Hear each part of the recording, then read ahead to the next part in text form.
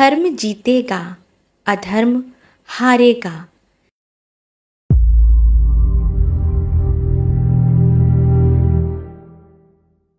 दीपक बुझने को होता है तो एक बार वह बड़े जोर से जलता है। प्राणी जब मरता है तो एक बार बड़े जोर से हिचकी लेता है। चींटी को मरते समय पंख उगते हैं। पाप भी अपने अंतिम समय में बड़ा विकराल रूप धारण कर लेता।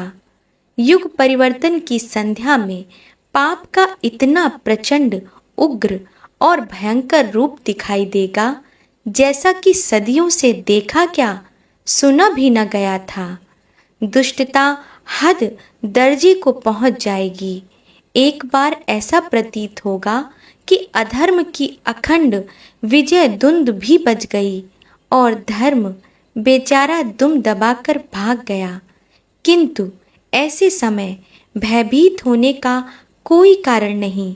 यह अधर्म की भयंकरता अस्थायी होगी, उसकी मृत्यु की पूर्व सूचना मात्र होगी। अवतार प्रेरित धर्म भावना पूरे वेग के साथ उठेगी और अनीति को नष्ट करने के लिए विकट संग्राम करेगी। रावण के सिर कट जाने पर भी फिर नए उगाते थे, फिर भी अंततः रावण मर ही गया। संवत 2000 के आसपास अधर्म नष्ट होकर फिर जीवित होता हुआ प्रतीत होगा। उसकी मृत्यु में बहुत देर लगेगी, पर अंत में वह मर ही जाएगा। 30 वर्ष से कम आयु के मनुष्य अवतार की वाणी से अधिक प्रभावित होंगे। वे नव युग का निर्माण करने में, अवतार का उद्देश्य पूरा करने में विशेष सहायता देंगे।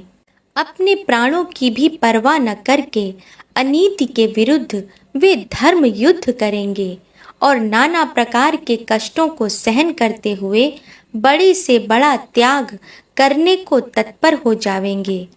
30 वर्ष से अधिक आयु के लोगों में अधिकांश की आत्मा भारी होगी और वे सत्य के पथ पर कदम बढ़ाते हुए झिझकेंगे।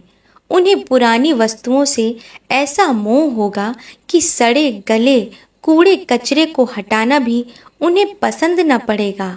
यह लोग चिरकाल तक नारकीय बदबू में सड़ेंगे, दूसरों को भी उसी पाप पंख में खींचने का प्रयत्न करेंगे।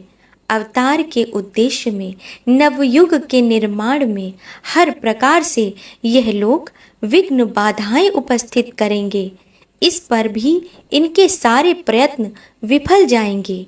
इनकी आवाज को कोई न सुनेगा।